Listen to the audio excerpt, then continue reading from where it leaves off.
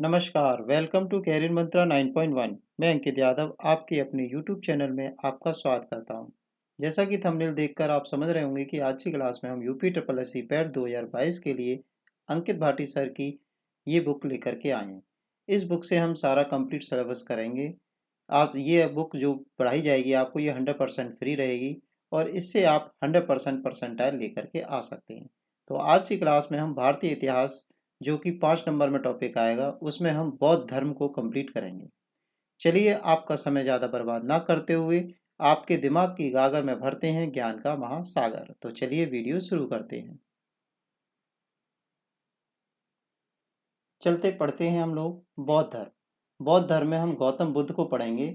गौतम बुद्ध से रिलेटेड ही हमारा क्वेश्चन बनेगा, तो इनकी जीवनी और शिक्षाएं पढ़ेंगे। ठीक है, जो भी इंपॉर्टेंट फैक्ट रहेंगे बौद्ध धर्म से रिलेटेड सारे कंप्लीट हम करेंगे आज। तो चलिए शुरू करते हैं। गौतम बुद्ध महावीर स्वामी के समकालीन थे। ठीक है, गौतम बुद्ध को थे जो वो महावीर स्वामी के समकालीन थे। महावीर स्वामी कौन है? जैन धर्म के। ठीक है, गौतम बुद्ध का जन्म 563 ईसा पूर्व में शाक्य नामक क्षत्रिय कुल के कपिल वस्तु के निकट नेपाल की तराई में अवस्थित लुम्बिनी नामक स्थान पर हुआ था। गौतम बुद्ध के पिता कपिल वस्तु के निर्वाचित राजा गणतांत्रिक शाक्यों के प्रधान थे। मतलब ये कौन थे? शाक्य कुल के प्रधान थे। इनकी माता महामाया कौशल राजवंश की कन्या थी और इनके पिता का नाम क्या था? शुद्धोधन था। पिता का नाम शुद्धोधन और माता का नाम महामाया। गौतम बुद्ध के जन्म के 7वें ही दिन उनकी माता का क्या हो गया था? देहांत हो गया था, इनकी मृत्यु हो गई थी। इनका पालन पोषण उनकी मौसी प्रजापति गौतमी ने किया था। क्या नाम था उनका? नाम प्रजापति गौतमी। ठीक है, तो इसका नाम अंडरलाइन करते थे। माता मौसी का नाम प्रजापति गौतमी। गौतम बुद्ध के बचपन का नाम क्या था? सिद्धार्थ था। बहुत इंपॉर्टेंट क्वेश्चन है, कई बार पूछा जाता। तो गौतम बुद्ध के बचपन का नाम क्या था? सिद्धार्थ था। आगे चलते हम लोग। 16 वर्ष की अवस्था में सिद्धार्थ का विवाह यशोधरा से हो गया था। इनकी जो पत्नी थी उनका क्या नाम था? यशोधरा। इनके पुत्र का नाम राहुल था। बुद्ध का ध्यान आध्यात्मिक चिंतन की ओर था, इसलिए कुछ समय पश्चात दाम्पत्य जीवन ने से उनका मन नहीं लगा। ठीक है, दाम्पत्य जीवन में उनका मन नहीं लगा। वे लोगों के सांसारिक दुखों को देखकर दुखी हो जाते थे और ऐसे दुखों के निवारण का उपाय सोचने लगते थे। 29 वर्ष की अवस्था में गौतम बुद्ध ने अपना घर छोड़कर ज्ञान की तलाश में निकल पड़े। ठीक है, ज्ञान की तलाश करने निकल पड़े। 7 वर्ष भटकते रहने के बाद 35 वर्ष की अवस्था में, ठीक है, 35 वर्ष की अवस्था में बोध गया में एक पीपल वृक्ष के नीचे उन्हें ज्ञान की प्राप्ति हुई। तब वे बुद्ध अर्थात प्रज्ञावान कहलाए। ठीक है, जब उनको ज्ञान की प्राप्ति हो गई सिद्धार्थ को, तो वो क्या कहलाए? बुद्ध कहलाए। ठीक है, आगे चलते हम लोग। गौतम बुद्ध ने गौतम बुद्ध ने घर त्याग की घटना, जो गौतम बुद्ध ने अपना घर छोड़ा था, तो वो बौद्ध धर्म में किस नाम से जानी जाती है? महाभीष निष्कर्मण। ठीक है, तो ये नाम जो है ये इंपॉर्टेंट हो जाते हैं पेपर के लिहाज से। ज्ञान प्राप्ति के बाद बुद्ध सारनाथ, त्रिणपत्तनम या मृगदाव आए। ठीक है, सारनाथ में आए। यहाँ पर 5 ब्राह्मणों सन्यासियों को प्रथम उपदेश दिया, जिसे बौद्ध ग्रंथों में धर्म चक्र प्रवर्तन के नाम से जाना जाता है। ठीक है, उन्होंने लंबी लंबी यात्राएं कर अपना धर्म संदेश दूर दूर तक पहुंचाया। बुद्ध ने सर्वप्रथम तपस्युक और भल्लिक नामक 2 शूद्रों को बौद्ध धर्म का अनुयायी बनाया। सबसे पहले किन किन को बनाया?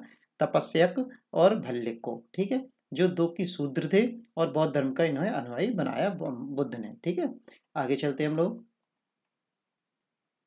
बुद्ध ने राजगृह पहुंचने पर बिंबिसार ने बुद्ध के राजगृह पहुंचने पर बिंबिसार ने उनका क्या किया? स्वागत किया और वेणुवन विहार दान में दे दिया। कौन सा विहार दे दिया? वेणुवन। ज्ञान प्राप्ति के 8वें वर्ष वैशाली के लक्षकलियों ने बुद्ध को वैशाली में आमंत्रित किया और कूटाग्रह शाला नामक विहार ध्यान में दे दिया। अपने शिष्य आनंद के कहने पर बुद्ध ने वैशाली की महिलाओं को संघ में प्रवेश की अनुमति दे दी। पहले क्या था कि बौद्ध धर्म में या बौद्ध संघ में महिलाओं को आने की अनुमति नहीं थी, पर फिर उसके बाद जब उनके शिष्य ने उनको मनाया या बताया तो वो राजी हो गए। बुद्ध ने अपने जीवन में सर्वाधिक उपदेश कौशल राज्य की राजधानी श्रावस्ती में दिए। ठीक है, सबसे ज्यादा उपदेश कहाँ दिए? श्रावस्ती में दिए। पर पहला उपदेश की बात आ जाती है तो सारनाथ। उनके धर्म प्रचार के कार्यों में ऊंच नीच, अमीर गरीब, स्त्री पुरुष के बीच कोई भेदभाव नहीं था। ठीक है, गौतम बुद्ध 80 वर्ष की अवस्था में 483 ईसा पूर्व कुशीनगर नामक स्थान पर मृत्यु हो गई थी। इनकी मृत्यु कब हुई थी, तो ये इंपॉर्टेंट है, 483 ईसा पूर्व में कुशीनगर में हुई थी 80 वर्ष की अवस्था में। इसे बौद्ध धर्म परंपरा में महापरिनिर्वाण के नाम से जाना जाता है। तो ये घटना जो है किस नाम से जाना जाती है, महापरिनिर्वाण। मृत्यु के पहले गौतम बुद्ध ने कुशीनगर के परिब्राहक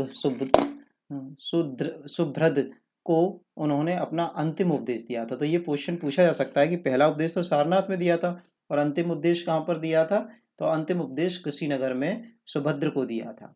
महापरिनिर्वाण के बाद गौतम बुद्ध के अवशेषों को 8 भागों में विभाजित किया गया। जो गौतम बुद्ध के अवशेष थे, शरीर था, उनको 8 भागों में डिवाइड करने के बाद उस पर क्या बना दिए, बौद्ध स्तूप बना दिए गए। ठीक है, आगे चलते हैं हम लोग। हाँ, बौद्ध धर्म की शिक्षा एवं सिद्धांत। गौतम बुद्ध बड़े व्यवहारिक सुधारक थे। ठीक है, व्यवहारिक थे। वे उन निरर्थक वाद विवादों में नहीं उलझते थे जो उनके समय में आत्मा और परमात्मा के बारे में जोरों से चल रहे थे। ठीक है, बुद्ध ने आम जनता की भाषा पाली में उपदेश दिए। वे ईश्वर और वेद सत्ता के यह स्वीकार करते थे, ईश्वर को नहीं मानते थे और वेद को नहीं मानते थे। बुद्ध ने जन्म जन्म आधारित वर्ण व्यवस्था को अस्वीकार किया, वर्ण व्यवस्था को नहीं मानते थे। बुद्ध ने प्रतीत्या समुत्पाद को पूरे विश्व में लागू किया, जिसके अनुसार एक वस्तु के नष्ट होने के पश्चात दूसरे की उत्पत्ति होती है। प्रत्येक प्रत्येक आगे देखते हैं। प्रत्येक घटना के पीछे कार्य कारण का संबंध होता है। कार्य कारण का यही सिद्धांत प्रतीत्य यह समुत्पाद के नाम से जाना जाता है। तो ये नाम इंपॉर्टेंट हो जाता है ये। ठीक है, तो ये कोई नाम पूछा जा सकता है। गौतम बुद्ध ने 4 आर्य सत्य बताए हैं। तो 4 सत्य क्या है, दुख है, दुख है पहले, फिर उसके बाद दुख समुदाय है, फिर दुख निरोध है, फिर दुख निरोध गामिनी है। ठीक है, ये 4 सत्य बताए हैं। ठीक है, 4 आर्य सत्य बताए। गौतम बुद्ध ने दुखों की निवृत्ति और अष्टांगिक मार्ग को बताया, जिनसे हम दुखों से दूर जा सकते हैं।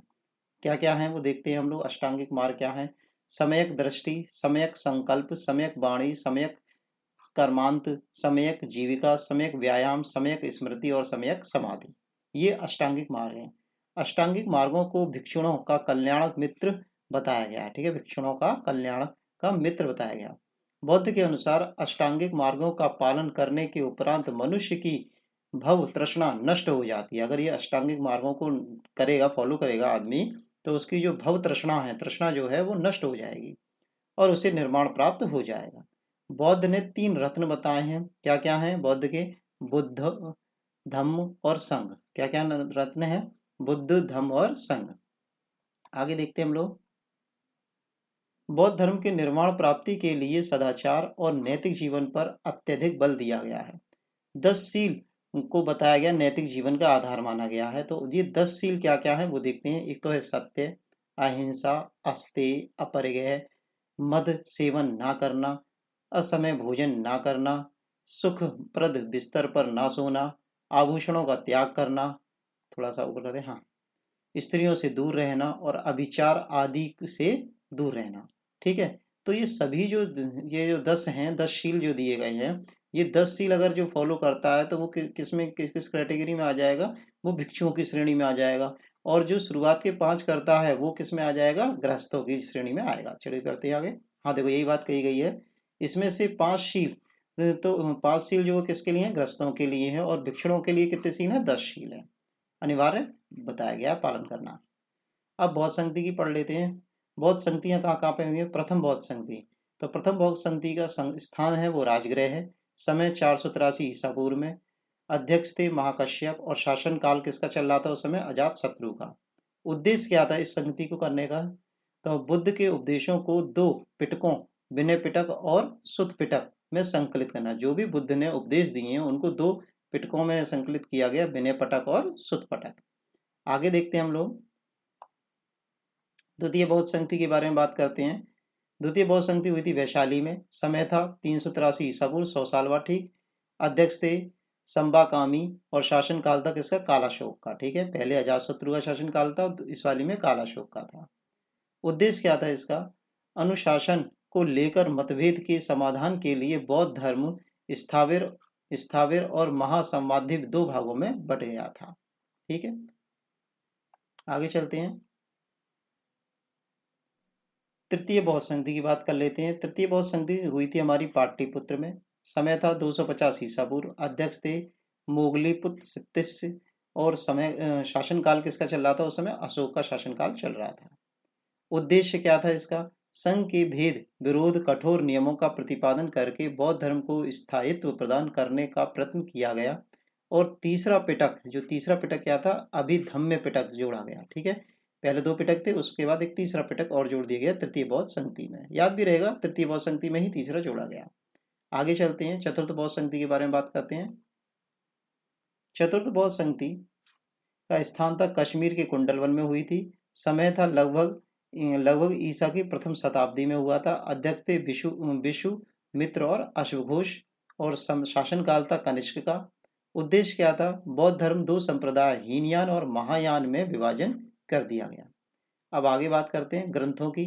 बौद्ध धर्म के ग्रंथ देख लेते हैं हम लोग। मलिनंद पन्हो, ये नागसेन ने लिखा था। बुद्ध चरित्र, सौंदरानंद, शारीपुत्र और प्रकरण अश्वमेघ ने लिखा था। मध्यामिक कारिका, ये नागार्जुन ने लिखा था। विशु दिग्मंग बुद्ध घोष ने लिखा था। और अभिधम्म कोश बसु बंधु ने लिखा था। ठीक है, तो ये जो बौद्ध धर्म के ग्रंथ लिखे गए थे तो ये इनके रचनाकार हो गए। आगे चलते हैं, बौद्ध धर्म की लोकप्रियता का कारण पढ़ लेते हैं। तो बौद्ध धर्म की लोकप्रियता का कारण था जटिल दार्शनिक वाद विवाद का ना होना। कोई वाद विवाद नहीं था इसमें। लोक भाषा पाली में उपदेश करना, जो लोक भाषा थी उस जगह की पाली भाषा थी तो उसी में उपदेशित किया जाता था। बौद्ध धर्म को राजकीय संरक्षण प्राप्त था। सामाजिक समानता का सिद्धांत था। बौद्ध धर्म का लचीलापन था। ठीक है, तो ये इसकी लोकप्रियता के कारण थे। ठीक है, आपको सेशन ये पसंद आ रहा होगा तो प्लीज़ चैनल को सब्सक्राइब कर दीजिए और अपने फ्रेंड्स को शेयर कर दीजिए। लाइक शेयर सब्सक्राइब मार दीजिए फटाफट से। ठीक है, चलिए आगे चलते हैं। हम लोग महत्वपूर्ण तथ्य के बारे में पढ़ लेते हैं। महत्वपूर्ण तथ्य क्या है इसमें? बुद्ध के प्रवचनों का संकलन सुत्तपिटक में है। ठीक है, किसमें है? सुत्तपिटक में है। नागार्जुन भारत के आइंस्टाइन के रूप में प्रसिद्ध हुए। बौद्ध धर्म ग्रंथों का महान टीकाकार बुद्ध घोष है। ठीक है, ये डायरेक्ट क्वेश्चन आते हैं। बौद्ध धर्म के पूर्व जन्म की कथाएं किसमें है? सुत्तपिटक में है। पूर्व जन्म किसमें है? सुत्तपिटक में है। बुद्ध के पूर्व जन्म की कथाओं को जातक कथा के नाम से जाना जाता है। बौद्ध धर्म का सबसे प्राचीन संप्रदाय घेरवाद है। ठीक है, संप्रदाय कौन सा है? घेरवाद है। आगे चलते हैं हम लोग, संप्रदाय और संस्थापक के नाम देख लेते हैं हम लोग। आजीवक संप्रदाय, इसके संपादक थे मखलीपुत्र घोषाल। घोर अक्रियवादी, इसके संस्थापक थे पूर्ण कश्यप। यदृक्षवाद संप्रदाय के संस्थापक थे अजित केश कमलिन बिन। ठीक है, अजीब से नाम है, आप एक दो बार पढ़ेंगे और एक दो बार सुनेंगे तो आराम से टिक कर लेंगे। आपको रटना नहीं है, याद नहीं रखना है, बस आपको याद जैसा रखना है जिससे कि आप पेपर में टिक कर सकें। ठीक है, आगे चलते हैं। नित्यवादी और भौतिकवादी के संस्थापक थे पकू घग कच्छयन। संदेहवादी के संस्थापक थे संजय बेठल्ली पुत्र। आगे चलते हैं हम लोग। गृह जीवन में रहकर बौद्ध धर्म को मानने वाले लोगों को उपासक कहा जाता था। ठीक है, जो गृहस्थ जीवन में रह रहे हैं और बौद्ध धर्म को फिर भी मानने तो उनको क्या बोला जाता था? उपासक। बौद्ध धर्म से संबंधित प्रमुख चार स्थान कौन कौन से हैं? देखो, जहाँ जहाँ महात्मा बुद्ध या गौतम बुद्ध को कुछ ना कुछ प्राप्त हुआ है वही इंपॉर्टेंट है। देखो, जन्म कहाँ हुआ था? लुम्बिनी में। ज्ञान प्राप्ति कहाँ हुई थी? बोधगया में। प्रथम उपदेश कहाँ दिया? सारनाथ में। और महापरिनिर्वाण मतलब की मृत्यु कहाँ हुई थी? कुशीनगर में। तो ये चार जगह इंपॉर्टेंट है। ये चार नाम बहुत बार पूछे जाते हैं पेपरों में। आगे चलते हैं हम लोग। बौद्ध धर्म का सबसे पवित्र एवं महत्वपूर्ण त्योहार कौन सा है? बैशाख की पूर्णिमा। क्यों? बैशाख की पूर्णिमा को ही सारे काम हुए, जन्म हुआ, ज्ञान प्राप्ति हुई और मृत्यु हुई, जो बुद्ध पूर्णिमा के नाम से भी जाना जाता है। ठीक है, बौद्ध धर्म में वर्ण व्यवस्था एवं जाति व्यवस्था का विरोध किया गया। बौद्ध धर्म में अनात्मवादी है। कैसा है? अनात्मवादी है, जिसमें आत्मा की परिकल्पना नहीं है। यह पुनर्जन्म में विश्वास रखता है। बौद्ध संघ में प्रविष्ट होने को उपसंपदा कहा जाता है। ठीक है, जो आता है बौद्ध संघ में उसे क्या बोला जाता है? उपसंपदा कहा जाता है। आगे देखते हैं हम लोग। बौद्ध संघ का संगठन गणतंत्र प्रणाली पर आधारित था। बुद्ध के पंचशील सिद्धांतों का वर्णन छंदोग्य उपनिषद में मिलता है। गांधार शैली में के अंतर्गत ही सर्वाधिक बौद्ध मूर्तियों का निर्माण किया गया है। ठीक है, गांधार शैली के अंतर्गत बुद्ध मूर्तियों का निर्माण किया गया है। ठीक है, आपको ये सेशन पसंद आ रहा होगा। आप मुझे कमेंट करके ये बताइए कि इसके साथ साथ, जैसे हिस्ट्री का तो हम टॉपिक कंप्लीट कर ही रहे हैं, तो हिस्ट्री के साथ साथ आपके लिए मैं इस बुक की, जैसे कि ज्योग्राफी है या इकोनॉमिक्स है या साइंस है, तो किस चीज़ के लिए किस चीज़ की वीडियो बनाऊं साथ में, जिससे कि आपका सिलेबस जल्दी से जल्दी कंप्लीट हो सके। तो आप कमेंट करके मुझे बताइए, उसी के अकॉर्डिंग मैं वीडियो आपके लिए सबमिट कर दूंगा। ठीक है, चलिए आगे देखते हैं। बुद्ध के जीवन में संबंधित बौद्ध धर्म के प्रतीक। अब प्रतीकों की बात कर लेते हैं। जन्म का क्या प्रतीक है, मृत्यु का क्या प्रतीक है, ये सब। तो जब जन्म हुआ था तो जन्म का प्रतीक है कमल एवं साण। गृह त्याग, जब उन्होंने घर छोड़ा था उसका प्रतीक है घोड़ा। ज्ञान प्राप्ति हुई थी तो उसका प्रतीक है पीपल या बोधि वृक्ष। और जब निर्माण मतलब कि मृत्यु हुई थी तो उसका प्रतीक चिन्ह है पद चिन्ह। ठीक है, आगे देखते हैं। गौतम बुद्ध को गौतम बुद्ध को एशिया का ज्योतिपुंज के तौर पर जाना जाता है।